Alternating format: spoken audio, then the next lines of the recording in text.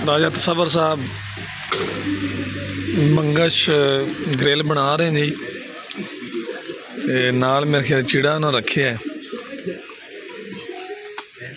बंगश भी कंडा बिल्कुल को नहीं होता, कंडे तो बगैर है जी बंगश। चिड़े भी कोई ना कोई मसाला लाने चिड़े का भी कंडा जड़ा ना वो बिल्कुल ख़त्म हो जाता है। बेहतरीन चीज़ है जी, दो आइटम बड़े टॉप दे। इस टाइम सारे नाल ज़्यादा जड़ा ना इस्तेमाल हो रहा वो है जनाब चिड़ा।